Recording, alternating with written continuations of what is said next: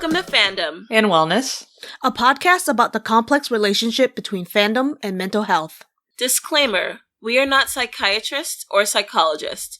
We are just fangirls with a vested interest in mental health. I'm Arkeida. I'm Jenny. Danielle. And this week, we're going to be talking about Frozen! 1 and 2. Yeah, both movies. Mm-hmm. I saw Frozen 2 immediately after seeing The Joker. We did a double feature sneaking style. So I haven't done that in a while. I'm married to a Slytherin, so I do naughty things now.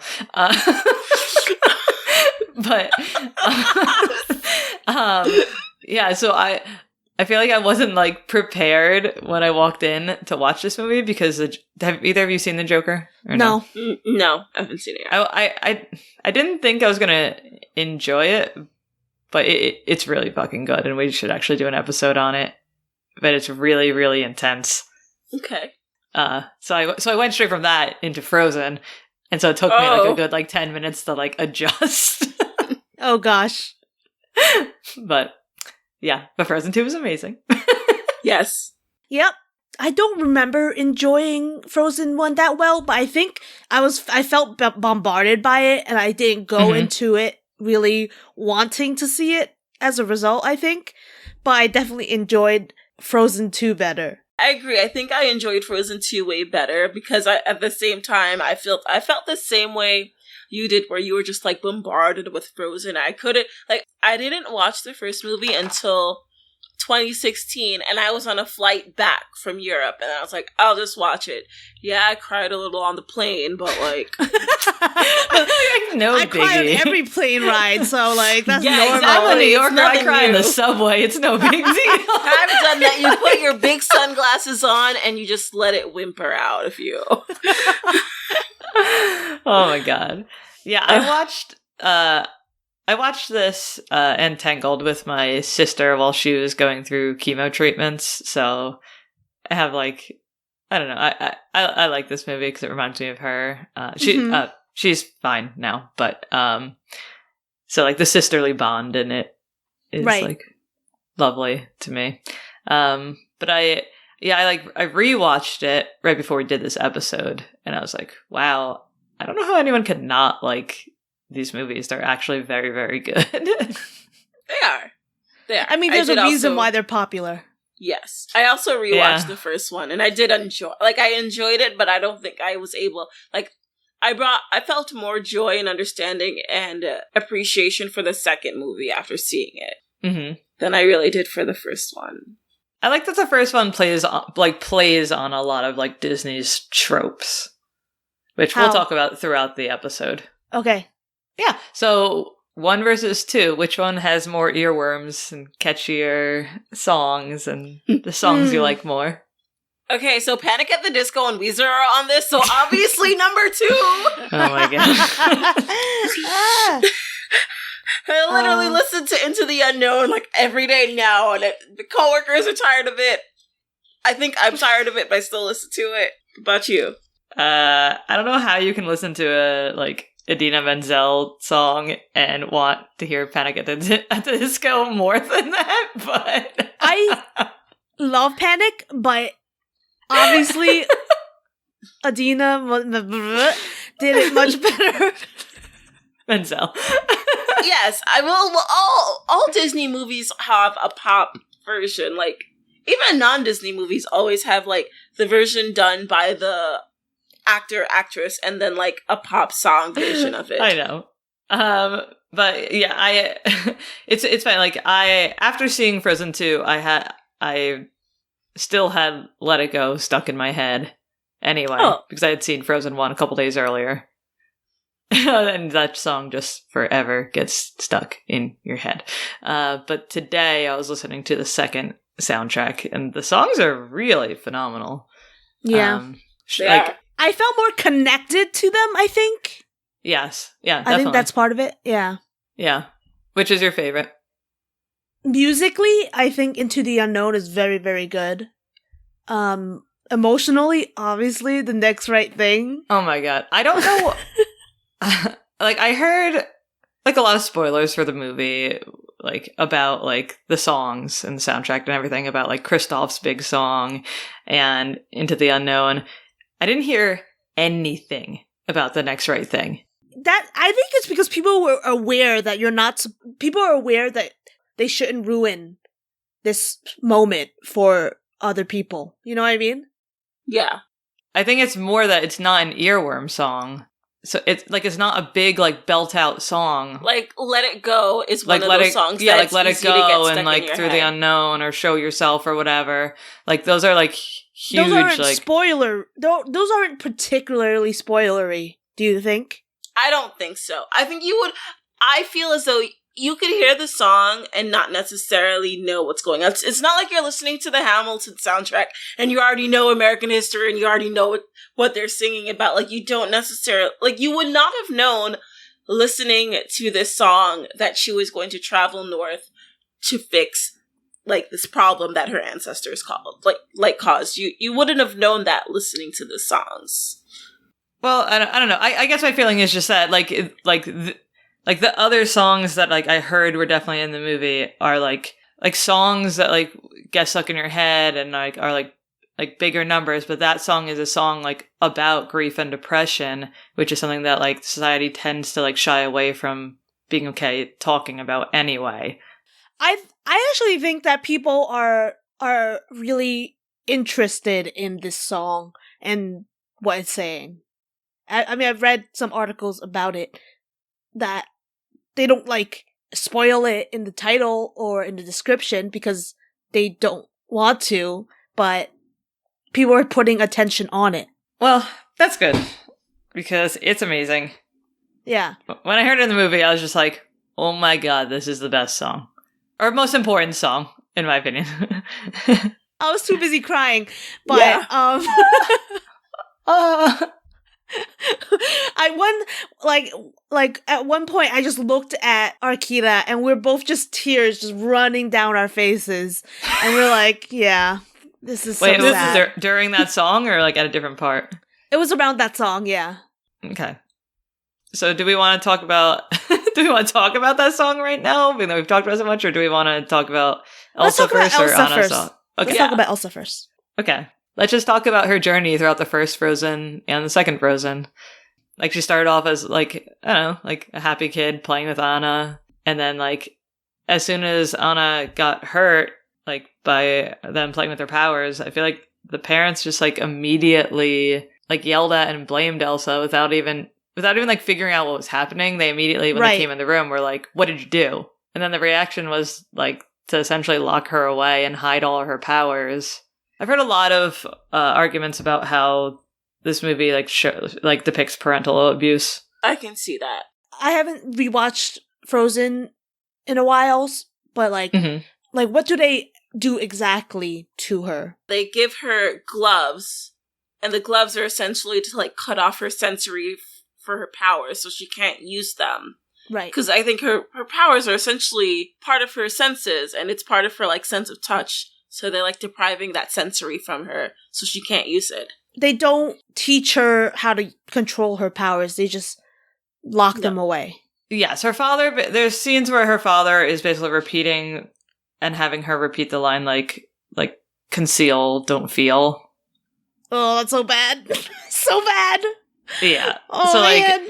Yeah, there are never any scenes where she is allowed to like learn about her powers or like why she is experiencing this or how to control it in any way.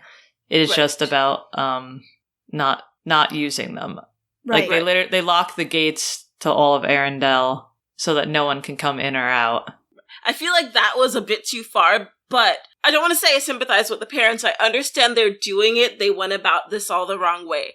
They have a daughter who has powers and another who doesn't, and they have no idea where these powers came from or how to control it. And I think that's why we got to the second movie and got this backstory as to what happened to Elsa's parents, is because they were trying to find answers for her.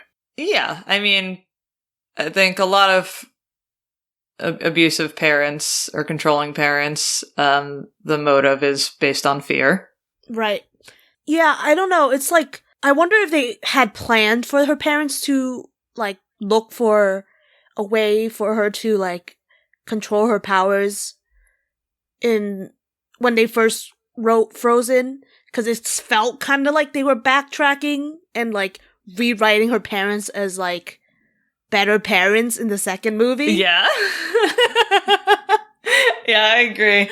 I, like, I don't know, like in Frozen 1, like, Elsa is shown as someone who has, like, PTSD, and, like, there's just, like, so many instances where she's having, like, panic attacks when, like, Anna's, like, you know, like, after the whole, like, let it go thing where she, like, runs away from the kingdom and is like, okay, I'm, like, free now, like, everything is, like, I'm far away from everything, I can, like, think clearly and be myself and wear this, like, blue flowy dress, instead of, like, these, like, I don't know, my updo.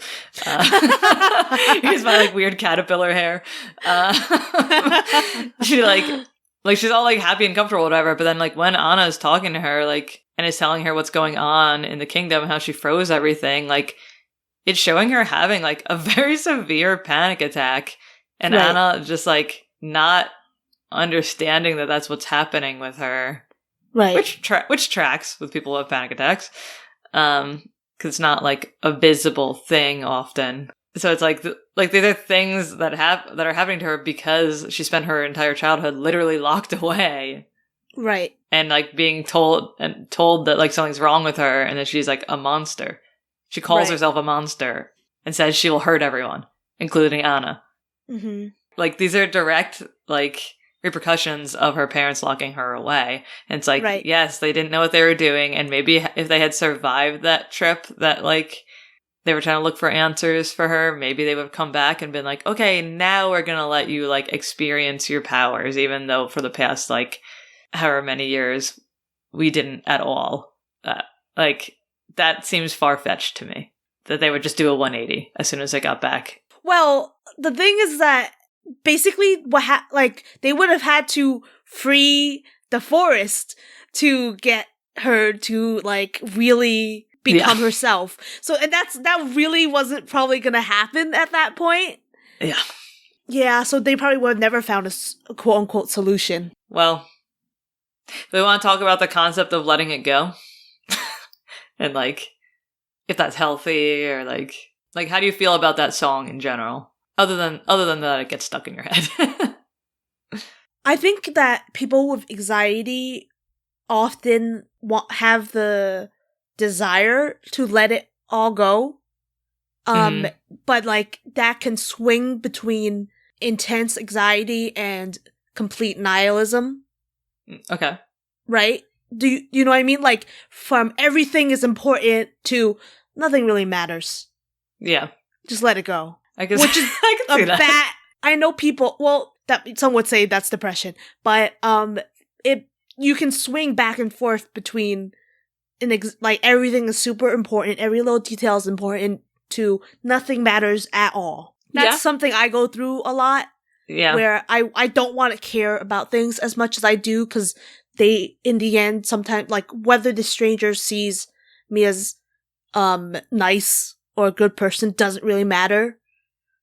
But then I can swing into, like, nothing really matters, and that's not always a good mindset to have either, you know?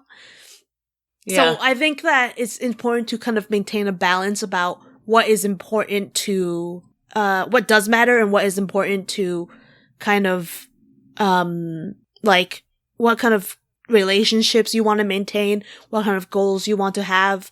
Those kind of things are important. You know what I mean? Yeah, right. And, like, Elsa clearly has not had any healthy relationships. Mm-hmm. Like, other than maybe when she was, like, very young. Right. That's when it seemed like everything was good. And so she just, like, she doesn't even know what to think about herself, other than what she was, like, told to think about herself. Yeah, like when I moved from New York, like, my anxiety was, like, fucking terrible, and, like, it's definitely, like, a lot better now. And in my head, like, it's kind of like, oh yeah, like from a distance, like everything seems so small. Like, whatever. It's like, okay, like when you get away from everything, it's like, okay, like things are are a lot better. But then as soon as like one thing goes wrong, like my brain is like, oh no, I'm actually really fucking horrible. Everyone hates me. And it's like, okay, no, calm down. That's not what's happening. It's just like, yeah. What do you think, Arkeida? What does the song mean to you? It's a bop.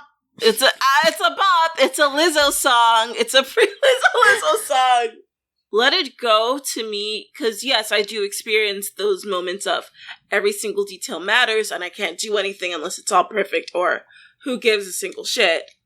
For me, when I listen to Let It Go, it's kind of like somewhere in between. It's like, let it go, because at the end of the day, only the people who really care about you are gonna, like, be the ones that matter. Like, you can't live your life for other people. You have to live your life for yourself. And if someone cares about you, they'd have to understand that. Okay, cool. But, like, in Frozen 2, I feel like she still feels very isolated, even from Anna. Mm-hmm. Yes. Anna, whatever. Anna. I think in Frozen 2, she's now dealing with, like, imposter syndrome. She's like, I've made it this far, but it doesn't feel right. And that's what I was getting from this entire movie. Yeah. It was like, this isn't where she's not where she belongs. And she really wasn't. But, like, she doesn't feel comfortable where she is. And she needs to be in a place where, like, she's free to be who she is. And I know that a lot of people that do experience imposter syndrome, like myself, like, you're not always going to be able to have the option to, like, go live with your native people. Like, I'm never going to leave New York. But, like, you have to find a way to work within that and find the people that you can call family so you don't feel like an imposter. But yeah, that's a really good point. I didn't think about imposter syndrome at all. Like, because you're right. Like, she never wanted to be queen. Which is why it makes so much more sense to have Anna be queen at the end of the movie. Yes. Yes. Yeah. Right? Like, and she's like trying to find this voice that she's hearing, which ends up being her own voice, right? How? It's her own voice. How the fuck? It's her echo. Was it her echo? She's hearing it, but like, I don't know. When I was like re-listening to the songs, it sounded like it's happening actually after she's doing it. She's like the fifth spearman or fifth element or whatever. She is. Like, I feel like it was Atta Holland that was calling her, like, the actual ocean, because it's magic. So, like, I don't know, it's magic. It's not like part of her is already there. It's missing from there. So she has to go there to fully become the fifth spirit. Yeah. The fifth spirit, that's part of her, is there. Arkeida's face is like, what? When she's there, doesn't it say, like, the person she's been looking for is herself? I got that part, but I feel like Atta Holland, that's the name of the river. So yes, there are different elements. So you have the 4 elements, Elsa's the 5th one, but also there are spirits, essentially like how a lot of cultures believe, like, there are spirits that inhabit, like, trees and bodies and people, not people, like, objects in the world. Like, this river is a spirit, just because, just like how the Dark Sea is, like, also magical, because it's been keeping people out, and it's what killed Elsa's parents. Like, Atta Holland is also a magical place that's calling to Elsa. Essentially, it's luring her there, but I don't think that it is Elsa. I think that we're kind of arguing semantics. A little bit, yeah. And that, because in the end, it doesn't really matter. Some spirit is calling her there, right? Yes, Atta Holland. And then she goes there. And then she becomes the 5th spirit. Yeah, the spirit of Atta Holland is calling Elsa to come, but the only way that, like, she has to go and learn the truth, which is kind of like Olaf talking about how water has memory. In my head, since it has memory, it also is a spirit, because it needs to be kind of like a sentient or semi-sentient being in order to retain those memories. It might also be a plot hole. Anyway, so the reason why I like whatever, like that whole concept of like, okay, Elsa's the fifth spirit is just because like it essentially is like it has her like embrace who she is, and like feel great strength of like within her powers finally, and like fully embrace them, and like we see her finally like get full control over her powers, and like use them for like empathetic reasons, like she like tames that horse or whatever, right? And she like kisses that little like I don't know, little dragon situation lizard. It looked more like a toad or That gecko was a to me. salamander. I think it was gecko, Salamander. like a fiery Gecko. gecko. Yeah, like when everyone else is like, oh no, it's burning down everything, she's like, let me see what's happening. Yeah. So like it's nice to see her like being able to like handle herself and like be one with her powers instead of thinking of them as like an inconvenience and like a terror to everyone. And I felt like it was a little frustrating to me that she kept like going off on her own and not trusting Anna and just like pushing her away constantly.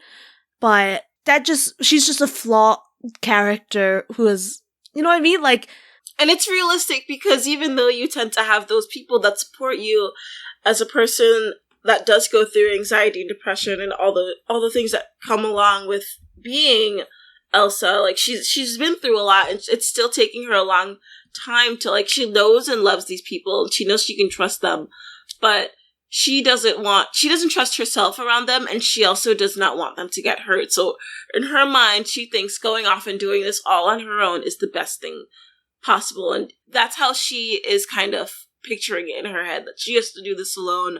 Otherwise, something bad is going to happen to them. And I don't think that if something happened to them, she could personally deal with that trauma. I agree that she would have like a severe meltdown over the trauma if something happened to Anna, now that she realizes how much Anna cares about her. But I understand like the feeling that Elsa going off on her own is frustrating.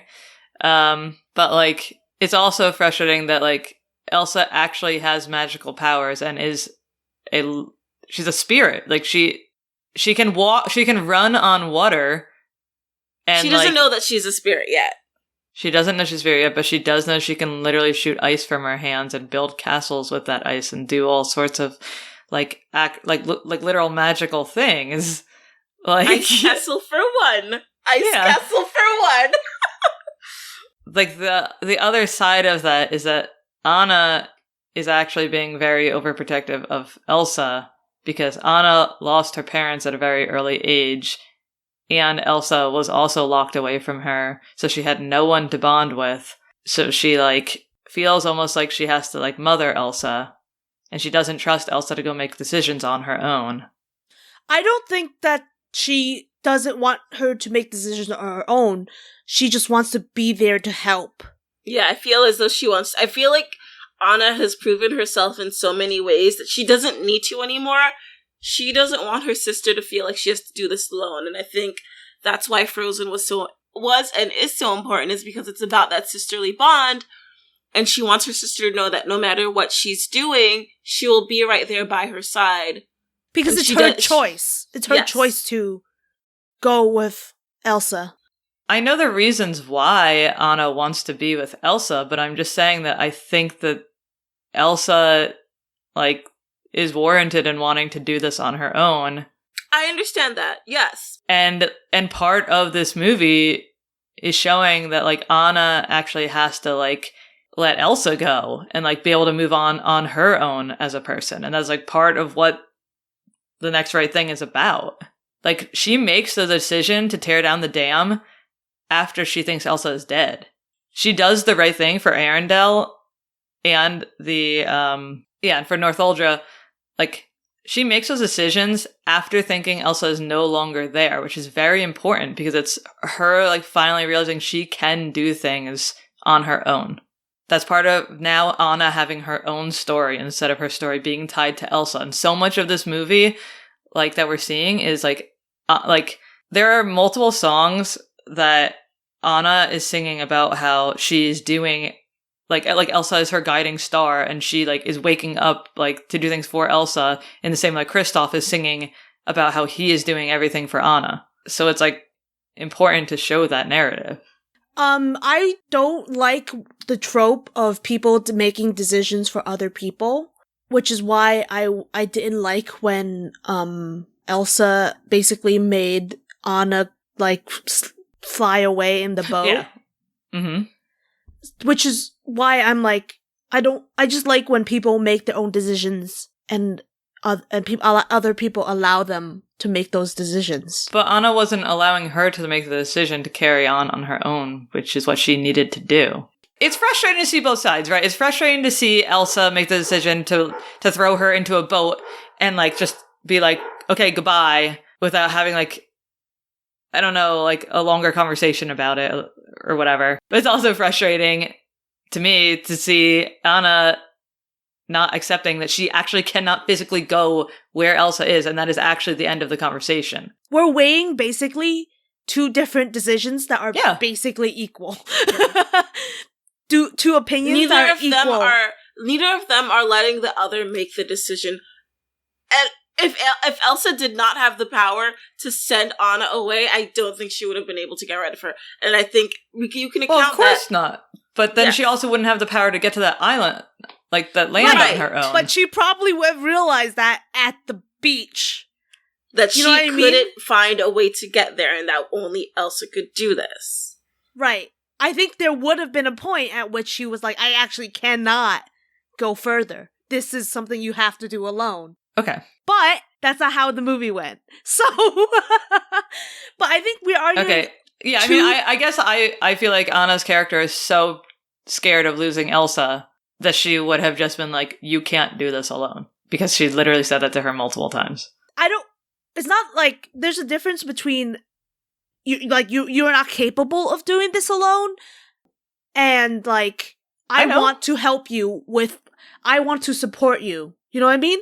Yeah. I feel like we're going in circles. I know. But basically, it's two differing opinions that, like, and neither of them are able to compromise, so Elsa has to send her away. Yes. And in the end, you are correct. Anna is able to do her own journey, which is devastating. Yeah. It is so rough. She loses Olaf, and then she loses, well, I guess she loses them at the same time, basically. Yeah. Because they're so tied together. Olaf's death hit way too close to home. Like, we just had Infinity War. No, Endgame. Infinity War. We just had Infinity War. Oh, Is it Infinity War? We just lost Spider-Man, and you flake us away with Olaf too? Really, Disney? What are you doing to Jenny right now? What are you? Yeah, Olaf is my Iron Man now. Oh. Wow, what if we get you, like, little, like, Olaf stuffed animal in an Iron Man suit? That would be kind of cute. I definitely grew to like Olaf more in this movie. I did too. Mm-hmm. Yeah, but his one-liners were so funny. Right? Like, we'll talk about him later, but I feel like Anna was very, I guess, do you think she had much character development in the first movie? I mean, I do, personally, but I think so. I liked Anna, though. Because well, for one, like, this is the first time she's seeing her sister with her powers in the first movie, because she's so young when what happened to her happened, she doesn't remember any of it, and she actually admits to herself and to Kristoff when they first meet, she's like, yeah, this is all kind of my fault, I have to go find her, I have to help her, and then I have to go save the town. Like, that's all Anna's decision, to do that on her own, and tell Kristoff, basically, he has to help her. Like, I think that that's very brave and commendable for someone who's lived their entire life inside palace walls, not knowing much of the outside world, to go and do that. And you see even more character growth with her in the second movie. Yeah, I mean, I see a lot of critique of Anna from the first movie as like, oh, she's like she had a lot of development in the second one, but not a lot in the first one, because in the first one, like, oh, she was like a bubbly princess falling in love too early. But what's wrong with that? It's like, well, actually, she was like, she experienced trauma from an extremely early age of her parents dying. She was locked away and alone for the majority of her life. Like, she... like, I think it's pretty normal for her to experience, like, she's like, oh, I met someone, this is how you fall in love, right? Or even, like, I don't know. Also, like, I don't know, as the three of us have discussed, like, not that Anna is watching Disney movies, but she certainly has all those, like, pictures up all around of, like, fairy tales. Like, cis men and women, like, fairy tale style, like, being in love with each other all over the castle. Like, so I'm sure she has, like, books of that as well.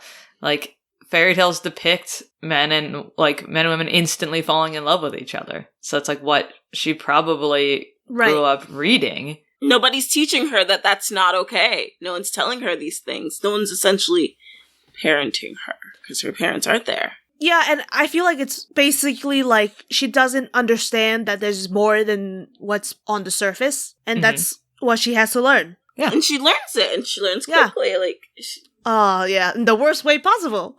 Yeah. Ugh, yeah. I hate Hans so much. I get physically nauseous every time I see him in the movie. Hans is a fuckboy. Yeah, I like that the villain of the first movie is just a fuckboy. Like, literally. Yeah. My younger brother said, like, oh, like, me and Ben reminded him and his wife of Anna and Hans. Oh, they, like, fell in love all quickly and then, like, wanted to get married super fast.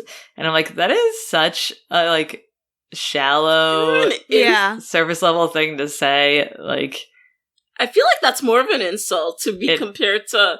It's. I mean, I understand he was like talking about like that song specifically, but I was just like, it's like he literally tries to kill her. Yeah. I was like, also kill like her Hans, and steal her kingdom. Also, like Hans, like reminds me so much of my like rapist ex that it's like I said, like it literally makes me nauseous to like look at him because like Hans is just like he's like a fucking like fake charmer, like he just like says all the things that he knows she wants to hear, pretends he's in love with her, just like does all these like manipulative things to get her to like fall for him. It's such like a frustrating like comparison to make, and it's like, no, I'm like, Ben's my Kristoff. Yeah, and Sven is Nort. Ben's my Sven. Sven and Sven. In the words of Olaf. But yeah, I think that's like I think it's like a pretty common thing for people to fall in love, or well, to fall in lust is actually probably more accurate with abusers like Hans, because they either are like trained by like Disney movies and other fairy tales to like fall in love with these like charming like surface level humans that are just like doing what they think you want them to be doing, especially if they feel like they've been like alone their whole life and like no one's been like attracted to them or like with them romantically or whatever, which is what Anna's feeling like. Yeah, so Kristoff is obviously a much better love interest.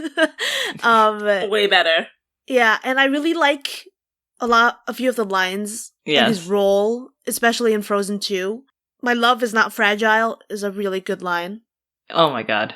Yeah, most of the like spoilers I saw were about like standing Kristoff. Right. And it means that he's okay with Anna having other strong relationships, such as with his sister, who I think he sees is a stronger relationship, but he's not threatened by it. He's not threatened by it. He encourages her to have as much love as possible in her life. Yeah, it's also interesting because like Kristoff also didn't have parents. I don't know what happened to Kristoff's I don't parents, know. but I don't remember, but he was raised by the rock gnomes, but I don't remember the backstory as to how that happened. Yeah, so he probably also has, like, a unique perspective of, like, okay, like, I want Anna to have as much love in her life because, like, I know what it's like to not have parents or, like, the rock certain gnomes things. did love and care for him, though, but I don't think it's quite the same when you know you have parents and you don't know where they are. Yeah. It just, like, yeah. But Kristoff is just, like, he's such an important character for anyone watching Disney movies to see. Because he's like teaching little boys, like, that's important to show their feelings and to, like, have feelings. Like, he's, like, singing, like, a power ballad about his love for Anna in the woods. Laughing so hard. We were laughing so hard during that power ballad. Oh my God. My jaw was on the floor. I was like, up until today, it took me forever because I'm like, what's this song based off? What's this song based off? It's based off that Inspiration song by Chicago. Or in my head, do you hear it? You're the oh my God, I'm such a bad singer. You're the inspiration. You bring feeling to my life. No, you didn't catch that. I got those. I don't know that song. What's wrong with you? I don't know that song. What do you want from me? Look, we're gonna play that song for you after. No shaming. Sorry, I'm just kidding. That's okay. It's okay. But yeah, he's such an important character. And then, like, I don't remember this from the first time I watched it. When I rewatched Frozen 1, I applauded at the end of it when, like, he like picks Anna up and spins her around, and he says, like, I could kiss you right now. I would kiss you right now. I mean, can I kiss you right now? And then she ends up, like, kissing him. It's like, he asked for consent before kissing her. He asked for consent. Like, I've had so many conversations with guys that are like, well, like, guys that I'm friends with, not guys that I was, like, romantically involved with, who are like, well, we didn't know, like, how to get a girl to kiss us or to kiss a girl or whatever, because, like, all we see in movies and TV shows and stuff is just, like, the man grabs the woman and kisses them. Right. And it's like, so you're like, these, like, guys, like, when they're, like, younger, are, like, sitting there in their beds thinking about, like, how am I going to get the girl to, like, how am I going to get, like, any type of, like, physical engagement, like, with a girl? And it's like, oh, I can just simply be like, hey, can I kiss you? Would you be okay with that? Would you like that? Like, if you're already you're already, like, going on dates and, like, romantically involved with each other, like, you can ask, and you should ask. You shouldn't just grab someone and kiss them, which is what movies show. I hate that. I actually really do appreciate it when a guy asks, because yes, you could be having a wonderful moment, but, like, you're not ready to kiss someone, or you're not, like you're not mentally there yet. So if somebody asks, you'd be like, you can easily say yes or no, and I think that it's nice to be able to have that choice. I know that people use, like, oh, it's romantic when they No, I fucking hate that. No. I feel like, okay, so I'm gonna say I'm on both sides. I, for one, well, also, I will say I absolutely will always prefer if somebody asks to kiss me, especially if I don't know what the vibe is.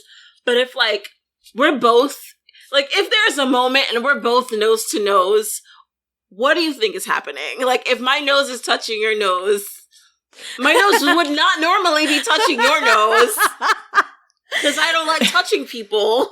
Sure, but, you know, like, you would ask, like, is it okay? Like, even if you're in that moment, you're like, can we keep going? Like, and there are so many different ways to ask. You don't have to just be like, can I kiss you? It's like, would you like to do this? Can I keep going? Are you okay with this? Like, I feel like guys tend to get caught up, or, no matter the gender, tend to get caught up on, humans. Well, I wouldn't know how to do it. Well, I don't know how to ask it. And I'm like, there's so many ways. Yeah, it doesn't matter what yeah, it doesn't matter, guy, girl, whatever. Like, there just needs to be more depictions of enthusiastic consent, because enthusiastic consent is the sexiest thing in the world, and there needs to just be more of that on screen. And it's so cool that they show that in this movie, when Disney movies typically do not ever show something like that. Yeah, and so like like another thing that Disney tends to show is like a kiss being the thing that saves the princess in the end. But like at the end of like these movies, like Anna essentially is saving Elsa because like their bond is so important. Like that is what like the true love. Like in the first one, like an act of true love is Anna and Elsa. Right. The most important love is not romantic love necessarily. Mm-hmm. Yeah, it's great. It's great to see that finally depicted. Yeah, and when Anna loses Elsa and Olaf in the Next Right Thing song, and in that moment, it was like a really like concise, but like it was like really like obviously it was a very fast arc from like yes, like really depressed to like getting up and like pushing forward, but it is a good kind of like depiction of the grief and the feelings that go along with it, the coldness, emptiness, numbness, and like it felt like she was ready to just die. She was just ready to die, and like I really liked the line, "This grief has a gravity if pulls me down," because that's exactly what depression is, like a physical feeling of being unable to get up a lot of the time. And that really hit me, and like it's interesting that she uses obviously Elsa and what she would do to kind of be a motivator, but like the idea of taking everything a step at a time, a breath at a time, is also something that is useful for kind of pulling forward, because sometimes the only thing you can focus on is the next minute, and then a minute after that, and then a minute after that. And I feel like especially when you feel the kind of, what's interesting is that Olaf talks about, like in a funny way, about how nothing is permanent, how we make the best out of what we can control. Those are the best and the funniest lines. We call this making the best out of what we can control. Is oh my god, that was we were cracking line. Up in the theater. It was the delivery was so good. Yes. It's so funny, but it's also so fucking true. We can only control what we can control. Nothing is permanent. Contrary to what Anna sings in the beginning of the movie. Yeah. And something I've told people who are in a slump is that this slump isn't forever. Yeah. If you are in the worst moment of your life, that means that things will only get better. That this will change, always. Even if it's for the worse, it will change at least. And usually, if it's in the most worst moment of your life, it will probably get better. Yeah. I mean, I love that the song, like, just even starts out with, like, I've seen dark before, but not like this. Because it's just, like, there are levels of depression, even, like, that you can feel. And it's just, like she has, like, seen depression. Like we said, like, her parents died at a young age and everything.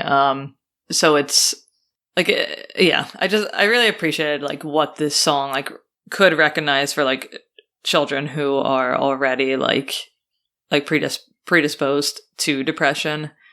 Mm-hmm. And then who might, like, later feel, like, even worse symptoms of it, like, so that they know, like, you can come back from it. You just have to focus on, like, one moment at a time. God, this song's so good. Yeah, it's incredible. Yeah. Like, it's not just like, no, just, like, get over it. Like, what you're feeling isn't real. Like, don't worry. Like, calm down. You know what I mean? It's like, no. Like, depression is fucking hard. Like, yeah. It's hard to even move. Like, oh God. Yeah. So and grief especially is, like, it's just, like, a different layer of depression. So it's just like, Yeah, when you lose your best friend, basically, or a very, very close loved one, it's hard to imagine life without them. Yeah. But, like, you, like, keep those people in your life in small ways. And especially with her, because, like, so much of her identity is tied to Elsa. Right. Mwah! Chef's kiss. I know. When this song came up, I was like, well, we're going to be talking about that on the Right?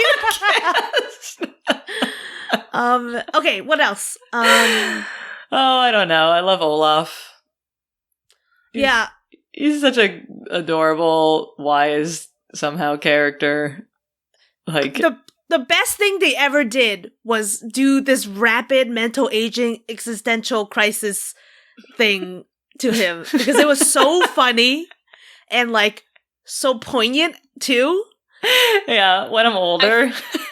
Yeah, I feel like a lot of the things that he sang about were like as a child you don't think about when I'm older I'm gonna understand all these things. As a child you're like, what the fuck is happening? What the fuck is happening at all times? And he's just like, what the fuck is happening? I guess I'll understand when I'm older. But you're not that self-aware to think, when I'm older I'll know what's happening, because you're not. Like, yeah, not like nothing, like when you're a kid, like nothing makes sense. And well, also like older, adults always, like when you're a kid, are like, you'll get it when you're older. Like you'll understand when you're older. Right. So it might also be like commentary on that. Like, like it's fucking ridiculous that people tell you you'll understand when you're older, because when you're older, nothing makes sense either.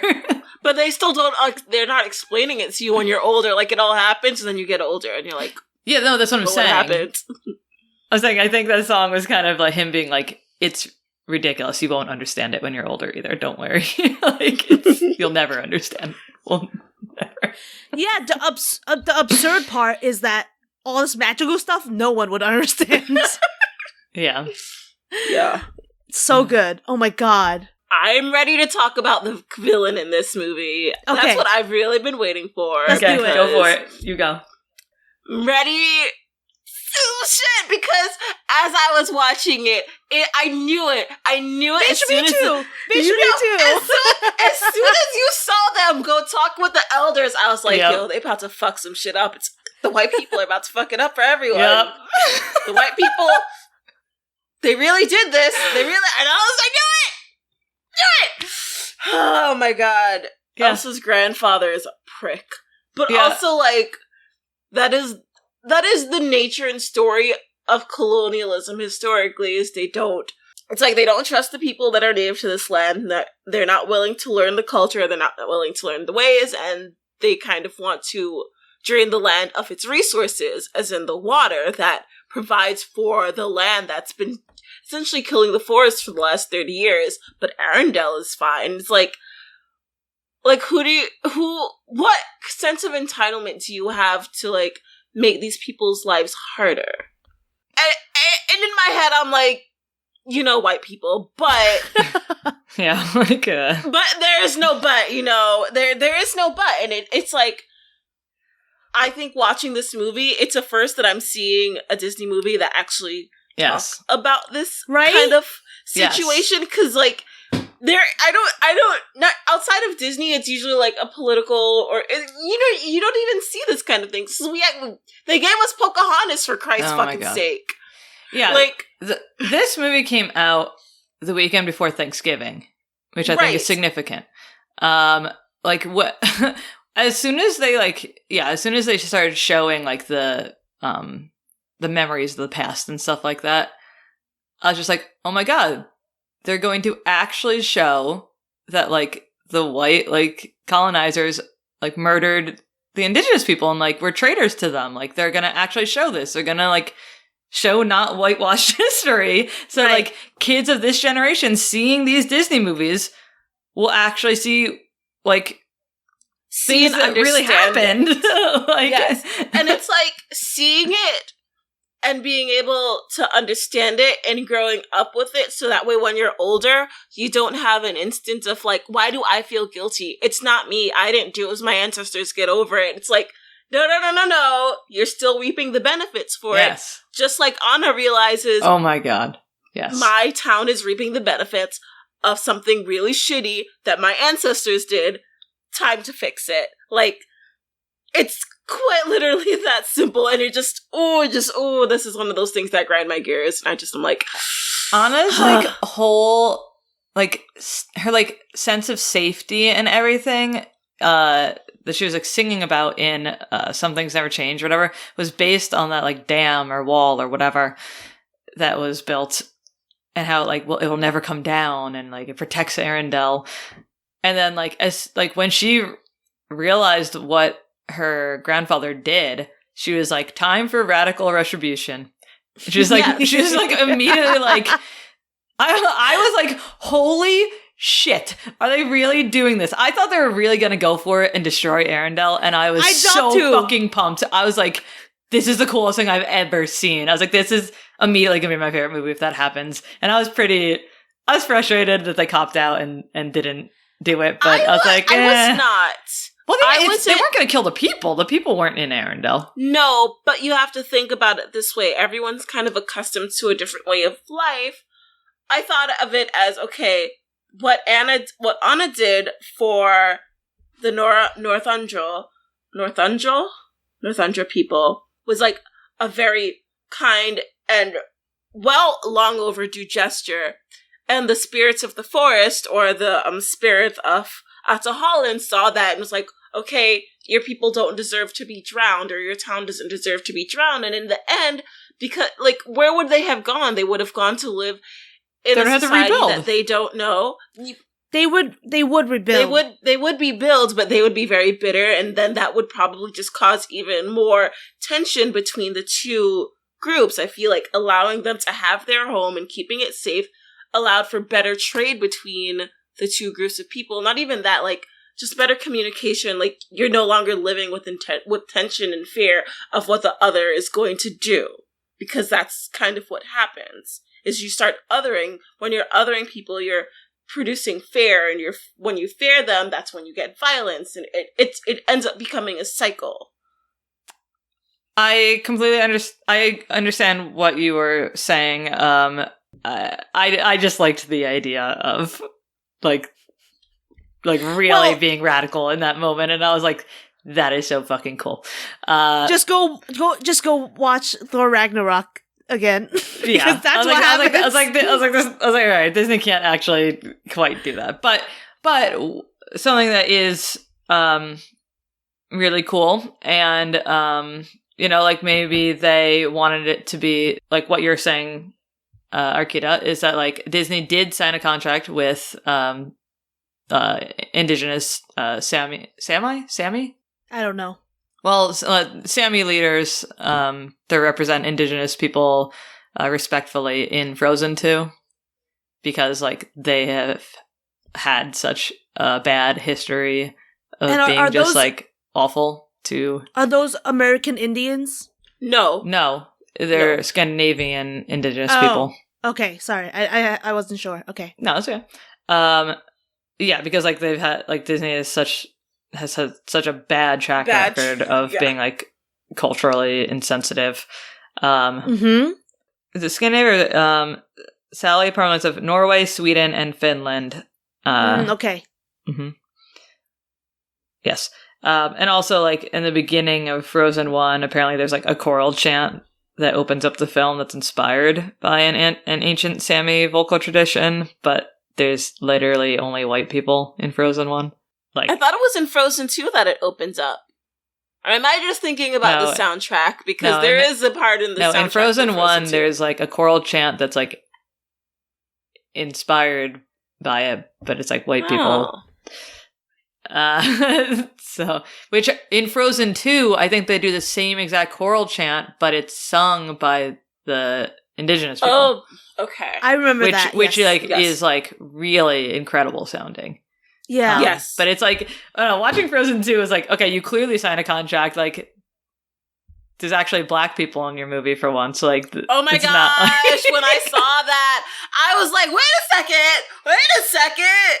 We have brown people in Arendelle?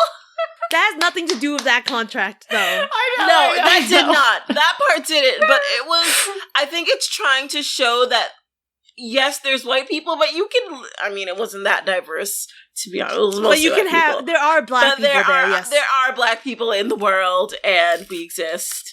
And they can exist in spaces that tend to be predominantly white, same way that if you're white, you can exist in the vice versa of the situation, and still be able to get along. Just don't fuck shit up, white people. Okay, is there anything else you want to talk about? Well, we never got into. Did we ever talk about like how they discovered that Elsa had her powers? Because they talk about it at the end of the movie that because her mother saved her father, because her mother was one of the native people, and when the fight broke out, she went to save the father because they were both young children at the time. Backtracking, but whatever. That was a white woman in the first one, right? I was like, but she looks. They draw her super white, like they really did. They really did. Because I was like, wait, everybody else, how'd this happen? Like, how this happened? I'm not a geneticist, but like, not saying that, like, like people always look. They don't exactly always look it, but everyone else did. Come on. That was some backtracking. Yeah, definitely. And then, anyway, the gift was... Anyway, it's that Elsa was bestowed this gift from the spirits or Atahalan because her mother did a selfless act of saving her father. I will say, it is really weird that her mother disclosed this information, was like, I have to tell you the truth about me. I'm like, wait, so he didn't know this whole time that you were not from Arendelle? Like, what have you guys been doing? I don't know. Wait, the dad didn't know? No, she literally says to him, I have to tell you the truth about where I'm from. What? Yes, there's a whole scene about it. I also missed the first 5 minutes of the movie. So no, that was later on. But still, that was like when they were going back, and even still, like she would. There's a lot of secrets. There's a lot of secrets because even the song that she sung to Anna and Elsa when they were young, like about Atahalan and how if you went too far, it would drown you, which literally kind of did. Okay, but speaking of secret, I love in Into the Unknown when she says like, oh, like secret siren calling me or whatever. But it's a woman's voice, so it's like, okay, Elsa, queer icon. Yes. Either she's a queer icon for herself. Yeah. No, I know. So it's like, okay, look, Elsa is either, like lesbian representation or arrow or ace, like whatever she is, it's not hetero. And I love it. Shout out, not really shout out, but thank you for giving better representation in this movie for Indigenous peoples, and also for showing some diversity in this movie with having like showing the Indigenous people and showing that brown people can also exist, like, in this civilization, I say loosely with air quotes, because I feel like so much of history is rewritten by the oppressors and the winners that they say that, like, I'm sorry, I just get so frustrated when I think about it and I hear the terms that, like, without colonization, you wouldn't have the technology we have today, or without colonization, you guys would still be running around in teepees and huts. And I'm like, that is a damn lie. They had whole trading systems. They built entire civilizations. They were able to build buildings with, it's like, they had several story buildings, like, taught y'all how to use soap, so I don't want to hear it. Still teaching some of y'all how to use soap, so I really don't want to hear it. But, like, I don't know. I just enjoy that they were able to show, like, these are people, and they have their traditions and cultures and civilization, and it's lasted this long. Even though they were trapped in the forest, they still maintained all of it, and they're not just, like, bad representation of what you would call, like, an Indian. And I feel bad using that word, but, like... Okay, here's something fun. Here's something fun you should know. I did a Native American seminar recently, Yeah. And I did some research, and it looks like a lot of Native Americans or American Indians use American Indians to describe themselves when they're not using just their tribe. So, okay. Yeah, so American. I was surprised because I thought American Indian wasn't like the right term, but like a lot, like people officially use it on their websites and stuff. So I guess to each their own, I guess. To each their own, yeah. Yeah, okay. So. But yeah, no, I think that's what I enjoyed about the movie. I mean, I also like that when, I don't remember his name, but the main soldier, Captain Chief, whatever, for Arendelle, who was like trapped in the like when he like came out, it's like you know, like he has to like all of a sudden like catch up with technology and like everything that's like he's like, you know, been lost for the past like several decades, and like he like, you know, takes that like picture and he's like, just like look at that while I'm gone or whatever. He's like, oh yeah, oh my god, so flirty. He was cute. That was cute.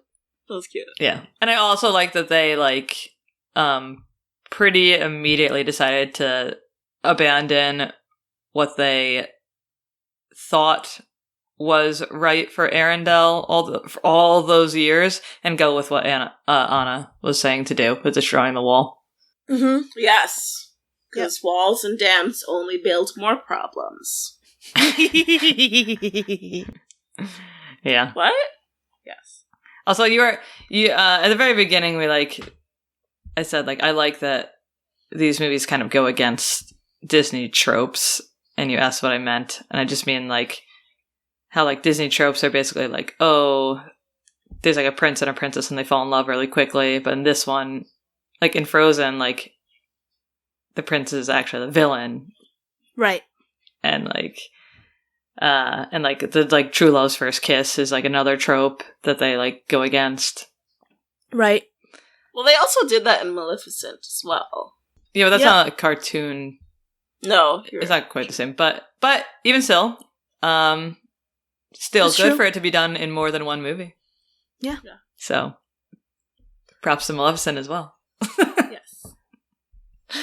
Yeah, there's just like a couple different tropes that they like go against, and I like enjoyed it. And it's like, yes, you did force those things into the brains of entire generations, which molded us into thinking that's what love is supposed to be, and it's not. So thank you for trying now to undo it for younger generations. Yeah. So thanks so much for listening. Please take a moment to subscribe, review, and rate us. Please. It's the easiest way to help support our podcast. And this week's review comes from The Pink Samurai. And it says, I've been a fan of Danielle's work for years, and I adore this podcast. They are all so honest and open, and it really does feel like you're sitting around friends.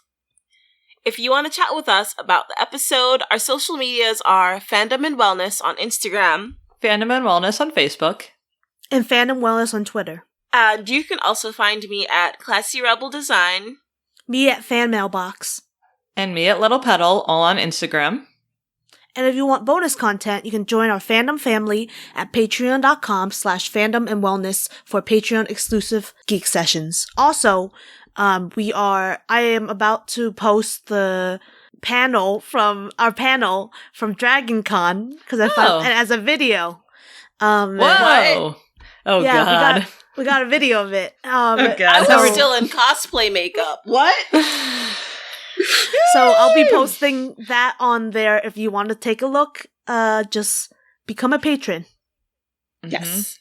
And let us know if we should do the panel next year as well, if you guys are going.